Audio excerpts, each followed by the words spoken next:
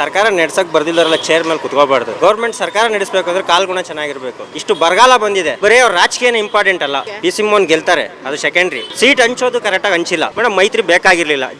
BJP ಯಾವತ್ತಿದು ಸಿಮಾನೆ ಮೈತ್ರಿ ಮಾಡ್ಕೊಂತಿರೋ ಹೇಳಿತನ ಅದು. ಮೈತ್ರಿ ಸಪೋರ್ಟೇ ಬೇಡ. ಅದರಿಂದನೇ ನಮಗೆ ಬಿಜೆಪಿಗೆ ಡೌಟ್ ಇದೆ. 90% ಏಟ್ ಬೀಳೋ ಚಾನ್ಸಸ್ ಇದೆ ಒಳ್ಳೊಳ್ಳೆ ಕಡೆ. ನನ್ನ ಅನಿಸಿಕೆ ಮೈಸೂರು 90% ಡೌಟ್ ಅಲ್ಲಿದೆ. ಯಾಕೆಂದ್ರೆ ಸೀಟ್ ಕರೆಕ್ಟ್ ಆಗಿ ಹಂಚಿಲ್ಲ. ಯದ್ವೀರ್ ಒಡೆಯರ್ ತರ ಇರಬೇಕು ಹೊರತು ಮಂತ್ರಿ ಆಗಬಾರ್ದು. ಪ್ರತಾಪ್ ಸಿಂಹ ಅವರಿಗೆ ಟಿಕೆಟ್ ಕೊಟ್ಟಿಲ್ಲ ಅನ್ನೋದೇ ನಮಗೆ ಭಾರಿ ಕೋಪ ಆಗಿದೆ. ಈ ಅಭ್ಯರ್ಥಿ ಬದಲಾಯಿಸಬೇಕು. ಇಬ್ರು ಜಗಳ ಮೂರನೇ ಲಾಭ ಆಗೋ ಚಾನ್ಸಸ್ ಮೈಸೂರಲ್ಲಿ ಇದೆ. ತುಮಕೂರು ಡಿಸ್ಟಿಕ್ ಅಲ್ಲಿ ನಮ್ಮಲ್ಲೇ ಜಗಳ ಆಗ್ತಾ ಇದೆ. ಬಿಜೆಪಿಲಿ ಕಾಂಗ್ರೆಸ್ ಅನುಕೂಲ ಆಗುತ್ತೆ. ನಾಯಿ ನಿಲ್ಸಿದ್ರೆ ಗೆಲ್ತಾರೆ. ಸೋಮಣ್ಣ ಏನಂದ್ರೆ ಅಲ್ಲಿ ತುಮಕೂರು ಡಿಸ್ಟಿಕ್ ಅಲ್ಲಿ ಜಾಸ್ತಿ ನಮ್ದಿದೆ. ಆಳೋನ್ ಎಲ್ಲಿದ್ರು ಆಳ್ತಾನೆ. ನಿಯತ್ತಾಗಿ ಆಳೋರ್ ಬೇಕಷ್ಟೇ. ಬಿಜೆಪಿಲಿ ಇರೋರು 4 ಕ್ಯಾಂಡಿಡೇಟ್, ಅದ್ರಲ್ಲೇನೆ ಅವ್ರವ್ರಿಗೆ ಒಟ್ಟೊಳಗೆ ಜಗಳ ಇದೆ. ಕಾಂಗ್ರೆಸ್ ಅಲ್ಲಿ ಇರೋರು ಇಬ್ಬರೇ ಹುಲಿಗಳು. ಕಾಂಗ್ರೆಸ್ನ ಸೋಲ್ಸೋದೇ ನಮಗೆ ದೊಡ್ಡದಲ್ಲ.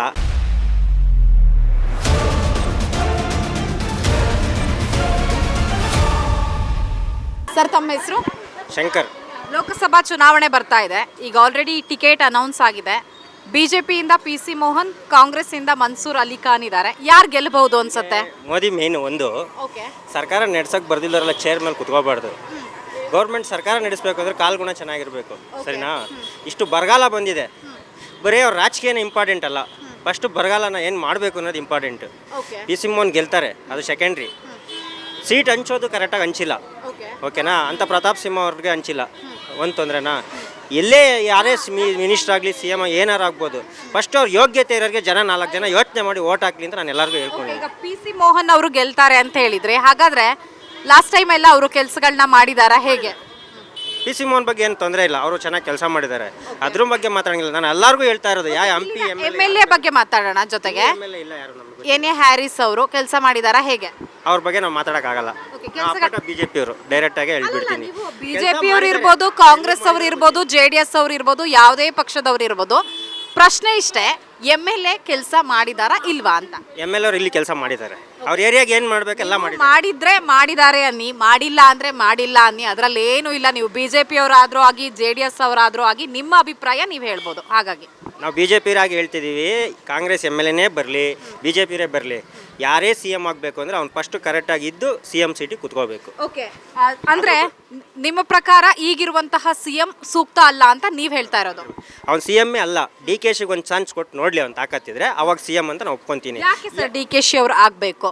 ಅವ್ನ ಯೋಗ್ಯತೆ ಇಲ್ಲ ಅವನಿಗೆ. CM DK-ಶಿ ಕೊಡ್ತೀನಿ ಅಂತ ಒಪ್ಕೊಂಡಿದ್ದು. DK-ಶಿ ಕೊಡ್ಬೇಕು ತಾನೆ, ಕೊಡ್ಲಿ. ಇವನೇ ಯಾವಾಗಲೂ ಹೊಟ್ಟೆ ತುಂಬ ಊಟ ಮಾಡ್ಬೇಕಂದ್ರೆ ಅವ್ನು ಅಷ್ಟೆಲ್ಲ ಕೆಲಸ ಮಾಡಿದಾರೆ, ಅವನಿಗೂ ಕೊಡ್ಲಿ. ಜನ ಇನ್ನೊಬ್ರು ಇದ್ದಾರೆ, ಇನ್ನು ಬೇರೆ ಕೊಡಬೇಕು. ಯಾವಾಗಲೂ ನಾನೇ ತಿನ್ಬೇಕು ಅಂತ ಅನ್ಬಾರ್ದು. ಈಗ ಕ್ಷೇತ್ರದ ಬಗ್ಗೆನೇ ಮಾತನಾಡೋದಾದ್ರೆ, ಇಲ್ಲಿನ MLA ಕೂಡ ಕೆಲಸ ಮಾಡಿದ್ದಾರೆ, MP ಕೂಡ ಕೆಲಸ ಮಾಡಿದ್ದೀರಾ ಅಂತ ಹೇಳ್ತಾ ಇದ್ದೀರಾ. ಹಾಗಾದ್ರೆ ಏನು ಸಮಸ್ಯೆಗಳಿಲ್ವಾ ಇಲ್ಲಿ?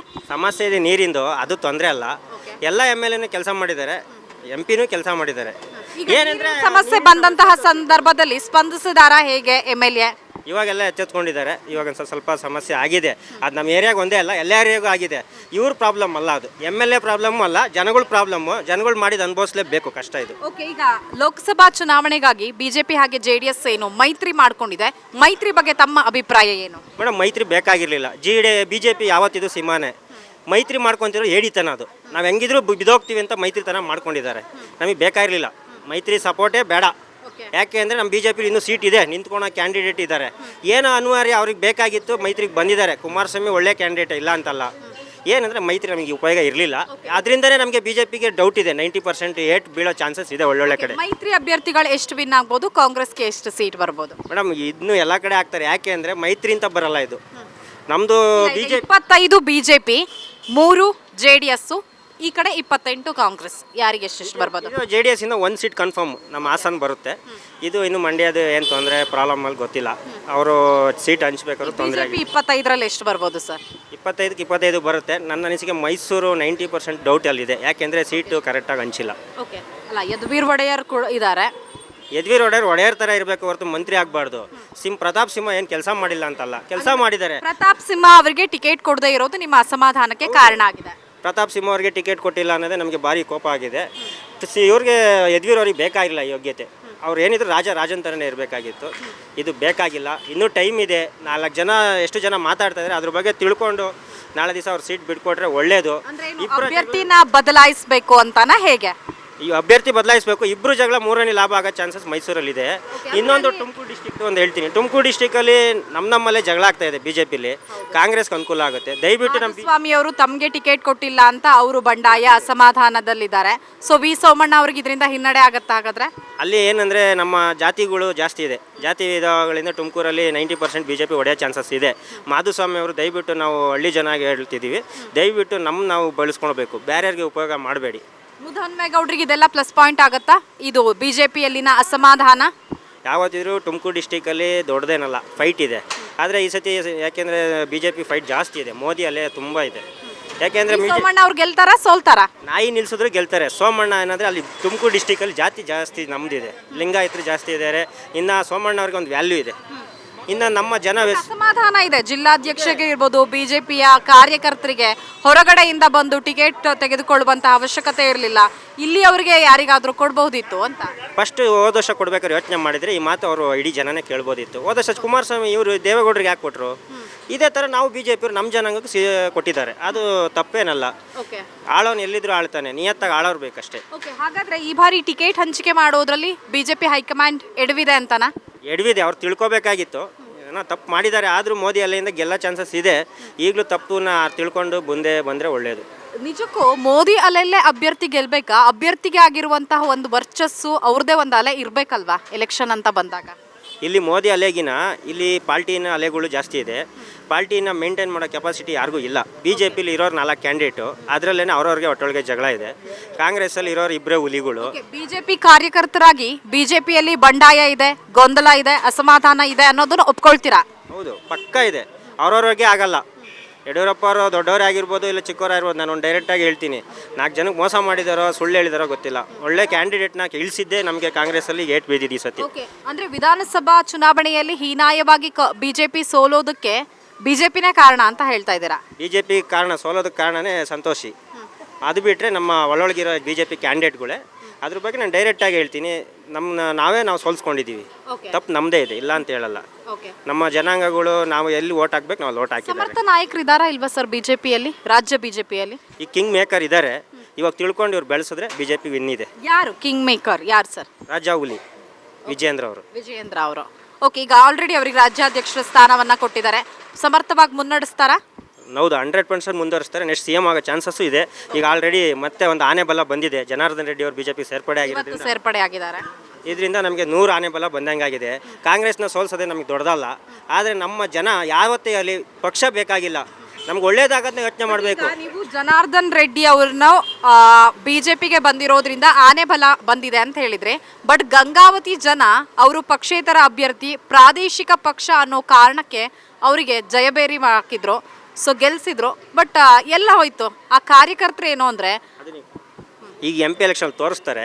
ಅದು ಕಾಂಗ್ರೆಸ್ಸರಿಗೆ ನಮ್ಮ ಬಿಜೆಪಿಗೆ ಬುದ್ಧಿ ಕಲ್ಸೋಕ್ಕೋಸ್ಕರ ಮಾಡಿದ್ದೇ ಹೊರತು ಅವ್ರ ದೇಶದಿಂದ ಏನೂ ಮಾಡಿಲ್ಲ. ಬಟ್ ಈಗ ಜನಾರ್ದನ್ ರೆಡ್ಡಿ ಅಂತ ಅಲ್ಲ, ಎಲ್ಲ ಯಾವುದೇ ರಾಜಕೀಯ ನಾಯಕರು ಇರ್ಬೋದು, ಈ ಥರ ತಪ್ಪಲ್ವಾ? ಯಾವುದೋ ಒಂದು ಪಕ್ಷದಿಂದ ಗೆದ್ದು ಅಥವಾ ಅವರೇ ಸ್ವಂತವಾಗಿ ಪಕ್ಷ ಕಟ್ಟಿರೋದಿರ್ಬೋದು, ಗೆದ್ದಾಗ ಯಾಕೆ ಜನ ಓಟ್ ಹಾಕಿರ್ತಾರೆ ಅಂದರೆ, ಇನ್ ಕೇಸ್ ಅವ್ರು ಬಿಜೆಪಿಯಿಂದ ಅಭ್ಯರ್ಥಿಯಾಗಿ ನಿಂತಿದ್ರೆ ಗೆಲ್ತಿದ್ರೋ ಗೆಲ್ಲಲ್ವೋ ಸೆಕೆಂಡ್ರಿ, ಬಟ್ ಜನಕ್ಕೆ ಮಾಡಿರೋ ಮೋಸ ಆಗಲ್ವಾ? ಅಂದರೆ ಇವರೇ ರೆಡ್ಡಿ, ಜನಾರ್ದನ್ ರೆಡ್ಡಿ ಅಂತ ಅಲ್ಲ, ಆ್ಯಸ್ ಎ ಯಾರೇ ಒಬ್ಬ ಪೊಲಿಟಿಷಿಯನ್ ಆದರೂ ಕೂಡ ಯಾರೇ ಬಂದರೂ ಏನು ಮೋಸ ಆಗಲ್ಲ. ಒಬ್ಬ ವ್ಯಕ್ತಿನ ನಂಬಿರ್ತೀವಿ ಹೊರತು ಒಬ್ಬ ಪಕ್ಷ ನಂಬಿರಲ್ಲ.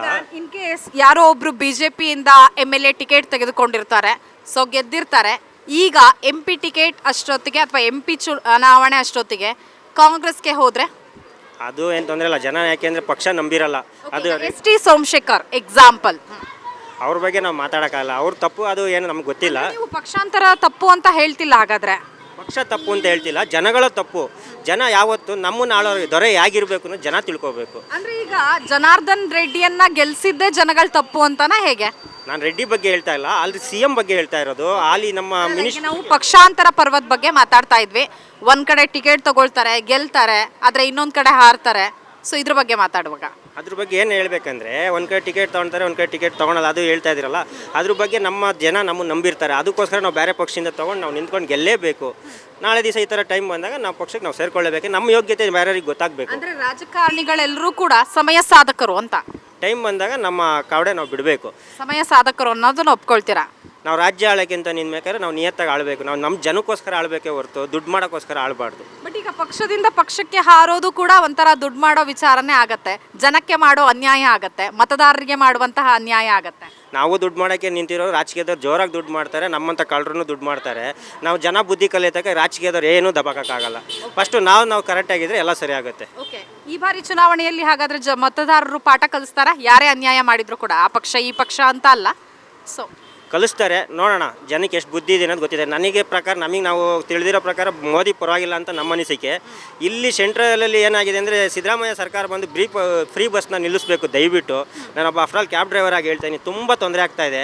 ನನಗೆ ಡೈರೆಕ್ಟ್ ಹಬ್ಬ ನಾನು ನೋಡ್ಕೊಂಡೇ ಬಿಡ್ತೀನಿ. ನೀನು ರಾಜಕೀಯ ನರೇಂದ್ರ ಮೋದಿ ಅವ್ರ ಬಗ್ಗೆ ಏನು ಹೇಳ್ತೀರಾ ಸರ್? ನರೇಂದ್ರ ಮೋದಿ ಬಗ್ಗೆ ನಾವು ಹೇಳೋಂಥದ್ದು ಏನಿಲ್ಲ, ಯಾಕೆಂದರೆ ಒಳ್ಳೇದು ಮಾಡಿದ್ದಾರೆ, ಸ್ವಲ್ಪ ಜನಕ್ಕೆ ತಪ್ಪು ಆಗಿದೆ.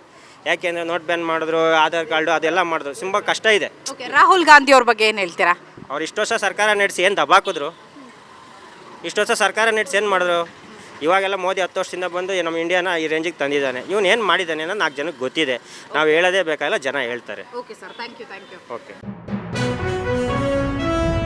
ಜನ ಪ್ರತಿದಿನ ಟೈಮ್ ಸರಿಯಾಗಿ ಊಟ ಮಾಡ್ತಾರೋ ಬಿಡ್ತಾರೋ, ಆದರೆ ಪೊಲಿಟಿಕಲ್ ಟ್ರೆಂಡ್ ಏನಿದೆ ಅಂತ ಪ್ರತಿದಿನ ಪ್ರತಿ ಕ್ಷಣ ಕಾಯ್ತಿರ್ತಾರೆ. ಕರ್ನಾಟಕದ ಅಖಾಡದಲ್ಲಿ ಯಾವ ಅಭ್ಯರ್ಥಿ ಅಬ್ಬರಿಸಿದ್ರು ಮತ್ಯಾವ ಅಭ್ಯರ್ಥಿ ತತ್ತರಿಸಿದ್ರು ಅಂತ ನೋಡೋಕೆ ಕಾತರದಿಂದ ಕಾಯ್ತಿರ್ತಾರೆ. 28 ಕ್ಷೇತ್ರಗಳ ಪ್ರತಿದಿನದ ಪಬ್ಲಿಕ್ ಪಲ್ಸ್ ಏನು, ಪ್ರಚಾರದಲ್ಲಿ ಯಾರ ಮುಂದೆ ಯಾರ ಹಿಂದೆ ಎಲ್ಲ ಮಾಹಿತಿಯನ್ನ ನಾವು ಕೊಡ್ತೇವೆ. ಕರ್ನಾಟಕ ಕುರುಕ್ಷೇತ್ರ 28 ಕ್ಷೇತ್ರಗಳ ಡೈಲಿ ನ್ಯೂಸ್ ಪ್ರತಿದಿನ ರಾತ್ರಿ 8 ಗಂಟೆಗೆ ಯೂಟ್ಯೂಬ್ನಲ್ಲಿ ಕರ್ನಾಟಕ ಟಿವಿ ಅಂತ ಸರ್ಚ್ ಮಾಡಿ, ನಂತರ ನಮ್ಮ ಕರ್ನಾಟಕ ಟಿವಿ ಸಬ್ಸ್ಕ್ರೈಬ್ ಮಾಡಿ. ಸಬ್ಸ್ಕ್ರೈಬ್ ಆದಮೇಲೆ ನಿಮಗೆ ಹೋಮ್ ಪೇಜ್ ಬಂದರೆ ಕಮ್ಯುನಿಟಿ ಅನ್ನೋ ಆಪ್ಷನ್ ಸಿಗುತ್ತೆ. ಈ ಕಮ್ಯುನಿಟಿ ಆಪ್ಷನ್ ಕ್ಲಿಕ್ ಮಾಡಿದ್ರೆ ನಿಮ್ಮ ಕೆಳಗಡೆ 28 ಲೋಕಸಭಾ ಕ್ಷೇತ್ರಗಳ ಒಂದು ಪೋಲ್ ಕ್ರಿಯೇಟ್ ಮಾಡಲಾಗಿದೆ. ನೀವು ಹೋಗಿ 28 ಕ್ಷೇತ್ರಗಳಲ್ಲಿ ಯಾರು ಗೆಲ್ತಾರೆ, ಯಾರು ಗೆಲ್ಲಬೇಕು, ನಿಮ್ಮ ಸಪೋರ್ಟ್ ಯಾರಿಗೆ ಅಂತ ಅಲ್ಲಿ ನೀವು ಕ್ಲಿಕ್ ಮಾಡ್ಬೋದು, ಅಂದರೆ ವೋಟ್ ಮಾಡ್ಬೋದು. ಇಲ್ಲೇನು ವೋಟಿಂಗ್ ಆಗುತ್ತೆ ನಾವು ಪ್ರತಿದಿನ ನಾವು ನ್ಯೂಸಲ್ಲಿ ನಿಮಗೆ ಅಪ್ಡೇಟ್ ಮಾಡ್ತಿರ್ತೀವಿ. ಇದು ಮತದಾನದ ದಿನದವರೆಗೂ ಕೂಡ ಈ ಪೋಲಿಂಗ್ ಓಪನ್ ಇರುತ್ತೆ.